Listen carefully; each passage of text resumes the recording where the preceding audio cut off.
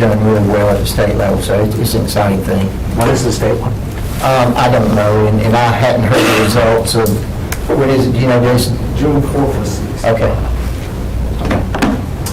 That'd be great. Yeah, so bus driver recruitment remains strong, but resignations continue to be of concern. Frankly, I don't think we have the momentum that we've had in the past. Not sure what that is. I know later on today you'll be receiving a kind of a climate survey that Jason took of our bus drivers and other staff. So I think that'll be interesting for you all to hear some of that.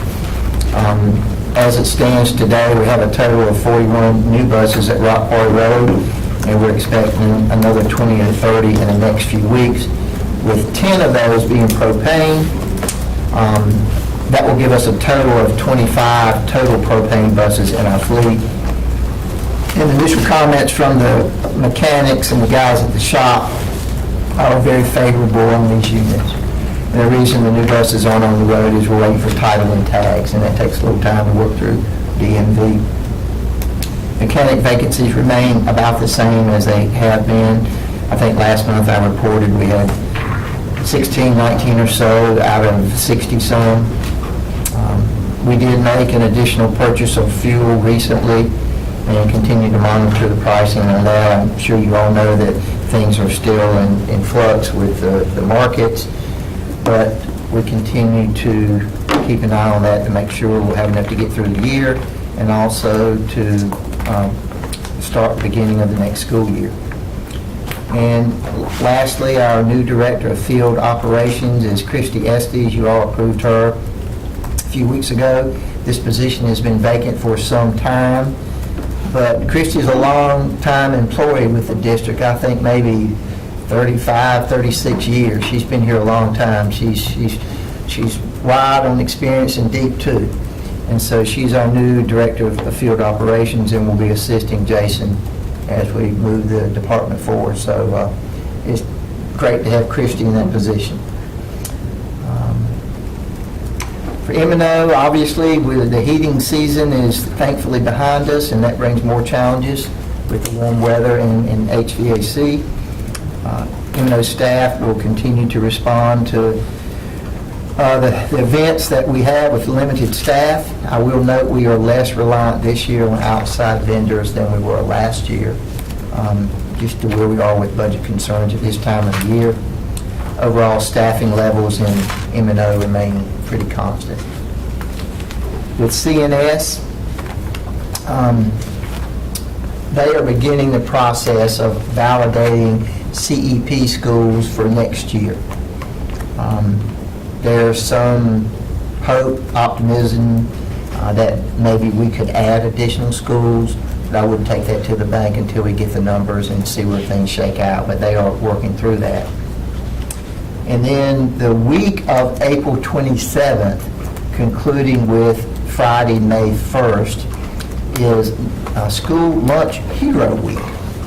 So that's when schools, hopefully, along with CNS office staff, will be celebrating our school staff all throughout the week. And as I understand, there are lots of cool things planned, such as spirit walks and theme days that will be taking place at the school. So I hope to get out and see some of that. And if you all get a chance, it might be something you would be interested in as well. And then jumping to two things at FD&C. We recently had our first round of bidding for the security projects. We did not get enough bidders. You know, we're required to have 3 bidders. So we're thinking through, right now we have the option to re-advertise and rebid and open them. And we may very well do that in the next week or two. That will tell us kind of where we are and how fast we can move forward and how far. So, Can you explain what happens if we don't get enough bids? well, we can open them the second time. So the first time you don't get 3, you can advertise and open them, I think it's 10 days or so. But we can open with 1 bid at that point in time. Okay. And that's the same, those are bidding rules throughout. Okay.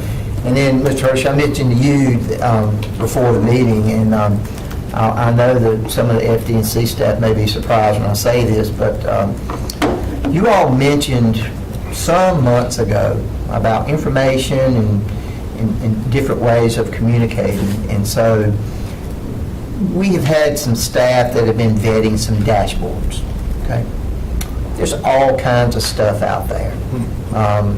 We found some things that are really, really simple that don't look great to ones that are, there's one in California that is really great.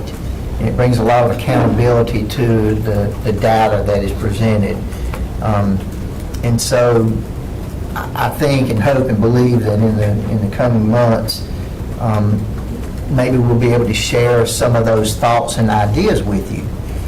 My hesitancy in sharing this with you is that it could be expensive.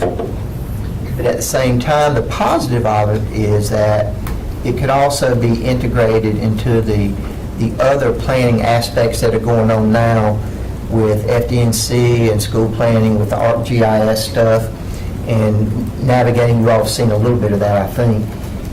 And so we're looking into that. There's some, we have a pretty robust system now, Kahua, that contains a lot of this valuable information. And the thinking is that we could take and gather that data and present it in a format that would be easy to understand, but most of all informative to both us, the schools, and the public. So just know that's in the background. It is it's not pie in the sky, but it's something we're working towards. And it's been going on for some time. We're just kind of vetting some things right now. There's some jockeying going on internal about what we do and why and how. So just know that that's going on, and be glad to answer any questions. I'm going to ask the first question. I don't know if my colleagues have any yet. For the fuel purchasing, do school systems get any kind of break on it? Are we paying the same taxes? Do we need to put a bug in NC, the North Carolina General Assembly, that this is having a major impact on public school systems? Yes, yes, and yes. And in fact, I did not get the chance to do it today. I was going to reach out to Kevin Harrison. He is the section chief of DPI over transportation. I know at one point in time they had a fund for purchasing fuel. I don't think there's any money in it this year, but I'm still going to email Kevin, and again, I'm sure he knows this, that everybody in the state's in the same boat, just to see if there's a light at the end of the tunnel for any help that we may try to get from them. I'm not sure there's money actually budgeted in that account this year, and it really isn't for somebody like us who is a big district that has, ample resources.